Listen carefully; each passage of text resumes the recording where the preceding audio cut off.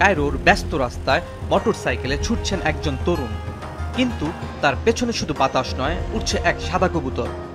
নাম তার বন্ধক, যে উড়ে চলে ঠিক তার সঙ্গেই, শহরের যানজট, শব্দ আর ভিড় উপেক্ষা করে। এই দৃশ্য কেবল বিস্ময়কর নয়, এক অসাধারণ সম্পর্কের গল্প বলে, একজন মানুষ আর একটি পাখির মধ্যকার ভালোবাসা আর বিশ্বাসের গল্প।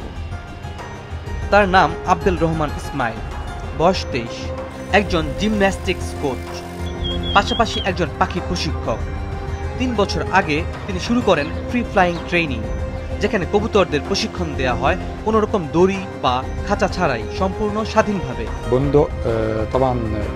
ইসমাইল বলেন, এই পদ্ধতিতে ঝুঁকি আছে, কবুতর যে কোনো সময় উড়ে যেতে পারে, তবু আমি বন্ধন তৈরি করি বিশ্বাস দিয়ে।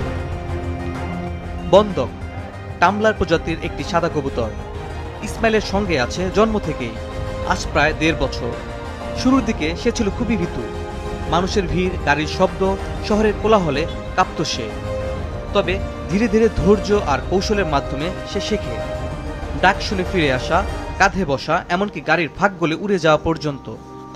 ইসমাইল তার এক বন্ধুর ছাদের ডোপ কোটে কাটান অধিকাংশ সময়। সেখানে বন্ধক সহ আরো অনেক কবুতরের সঙ্গে তার প্রতিদিনের যোগাযোগ, যত্ন আর প্রশিক্ষণ চলে। ইসমাইল বলেন, সবকিছু নির্ভর করে আপনি পাখিটাকে কতটা ভালোবাসেন আর সে আপনাকে কতটা ভালোবাসে, এটাই বন্ধন তৈরি করে। এই কায়রোর ব্যস্ত শহরে হাজার মানুষের মাঝে একজন মানুষ আর একটি পাখি গড়ে তুলেছে এমন একটি সম্পর্ক যার কোনো শিকল নেই, কোনো বাধা নেই। এই সম্পর্ক শুধু প্রশিক্ষণের নয়, এ এক ভালোবাসা, এক আত্মিক বন্ধনের গল্প, যেখানে মানুষ আর একটি পাখি একে অপরের ছায়া হয়ে গেছে। ইসমাইলের পরিহিত টি শার্টে লেখা আছে বন্ধক। এটি শুধু একটি নাম নয়, বরং তাদের বন্ধুত্বের প্রতীক।